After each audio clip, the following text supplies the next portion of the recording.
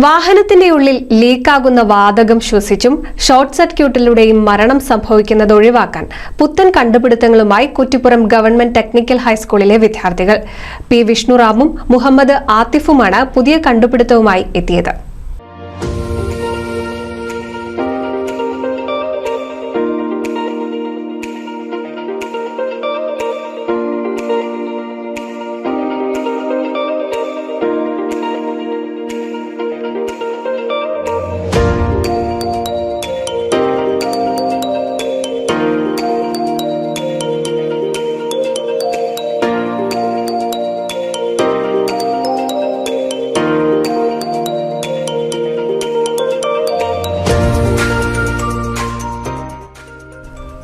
കാറിനുള്ളിൽ 3 സർക്യൂട്ടുകളിലായി പ്രവർത്തിക്കുന്ന സെൻസറിലൂടെ കാറിനുള്ളിലെ വാതകച്ചോർച്ചയും തീപിടുത്തവും മറ്റും നിയന്ത്രിക്കുകയും വാഹനത്തിനുള്ളിലുള്ളവർക്ക് രക്ഷപ്പെടാൻ അവസരം സൃഷ്ടിച്ചുകൊണ്ടുള്ള കണ്ടുപിടുത്തം നടത്തിയാണ് ടെക്നിക്കൽ സ്കൂൾ ഫെസ്റ്റിവലിൽ വർക്കിംഗ് മോഡലിൽ 1ാം സ്ഥാനം നേടിയത്. സേഫ്റ്റി ഫീച്ചേഴ്സ് ഫോർ വെഹിക്കിൾസ് പറഞ്ഞിട്ടുള്ള പ്രോജക്റ്റാണ്. ഇതിൽ ഞങ്ങൾ 3 പ്രോജക്റ്റാണ് ആഡ് ചെയ്തിട്ടുള്ളത്.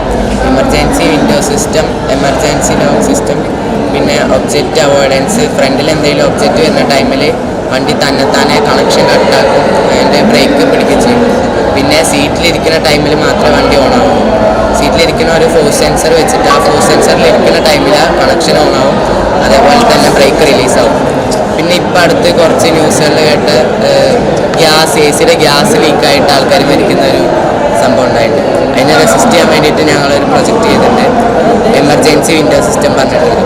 ആ പ്രൊജക്റ്റ് നമ്മളിപ്പോൾ ഇതിൽ ലൈറ്റർ വെച്ചിട്ടാണ് യൂസ് ചെയ്യുന്നത്. കാറിൻ്റെ ഉള്ളിൽ അടച്ചിടുന്ന ടൈമിൽ കാറിൻ്റെ ഉള്ളിൽ വല്ല ഹാംഫുൾ ഗ്യാസസ് ലീക്കായിട്ടുണ്ടെങ്കിൽ തന്നെത്താനെ വിൻഡോ താഴും. നമ്മൾ ലൈറ്റർ വെച്ചിട്ടാണ് കാണിക്കുന്നത്. ലൈറ്റർ വെച്ചിട്ട് ഗ്യാസ് ഫ്യൂം ചെയ്യുന്ന ടൈമിൽ തന്നെത്താനെ വിൻഡോ താഴും. വിൻഡോ താഴും. ഇനി നമുക്ക് മാനുവലായിട്ട് മേലേക്കാക്കുകയും ചെയ്യാം. മൊബൈൽ ആപ്ലിക്കേഷനുമായി ബന്ധപ്പെടുത്തിയാണ് സേഫ്റ്റി ഫീച്ചേഴ്സ് ഫോർ വെഹിക്കിൾ എന്ന യന്ത്രത്തിന്റെ പ്രവർത്തനം.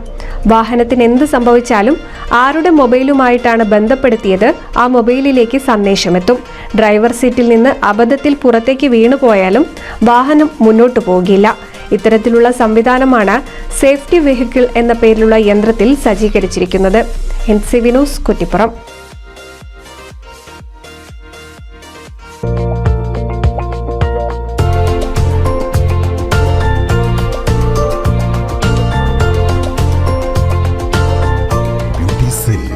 എടപ്പാൾ, തൃപ്രയാർ, ചാവക്കാട്, പുത്തനത്താണി.